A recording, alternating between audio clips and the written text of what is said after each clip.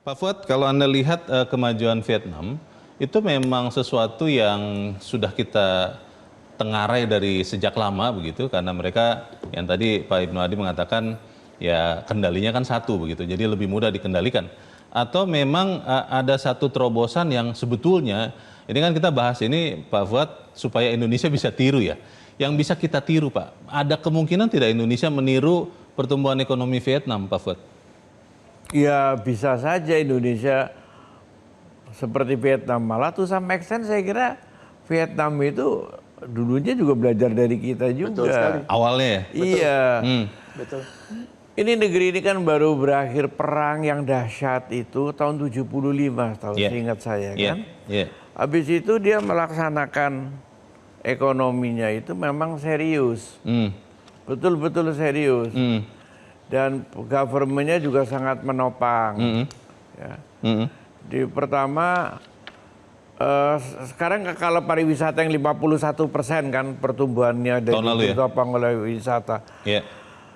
Itu orang-orang Indonesia saja sekarang banyak yang bicara Vietnam.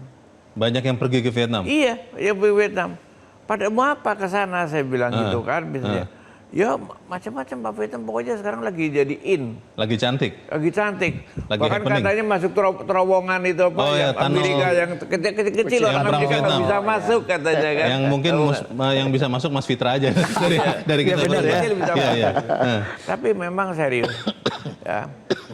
Digarap sungguh-sungguh. Kemudian orang-orang itu yang akan investasi ke sana juga ada. Ada orang Indonesia juga yang mulai investasi ke sana. Memang serius Pak. Di apa-apa itu cepat, serba. Nah dibalikan kita ini sekarang menjadi kebalikannya. Sehingga kalau dia sudah mengejar dan hampir mengejar kita praktis ya. Tahun depan sudah lebih dari kita, percaya sama saya. Bisa. Udah lewat tahun depan Indonesia itu. lewat dari Indonesia? Lewat dari Indonesia. Tadi income per capita udah hampir sama tadi. Iya. Mungkin tahun ini Pak Buat.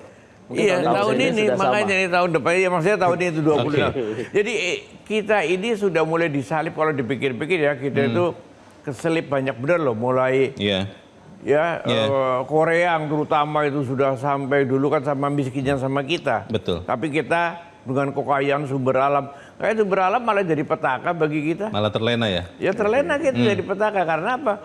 Buktinya alamnya dieksploitasi besar-besaran. Kalau saya tanya, emang pertumbuhan ekonomi kita lebih tinggi dari ini naik? Enggak juga. Iya kan? Kalau ekonomi berarti kekayaannya kemana itu kan? Pak Fuad, tapi kembali lagi Pak. Vietnam itu kan satu komando Pak. Dan itu kan bukan sistem kenegaraan demokrasi atau politik yang dianut Indonesia. Itu bagaimana Pak? Rakyatnya itu mengeluh nggak? Sedengaran saya sih rakyatnya tidak mengeluh. Takut kali Pak? Nggak takut apa? Buktinya mereka juga hidupnya kayaknya senang karena sejahtera aja. juga ya? Sejahtera juga, ya kan? Kita rakyatnya yang demokrasi mengeluh melulu rakyatnya. Iya. Jujur ngomong aja mengeluh, yang nggak mengeluh paling elitnya kan.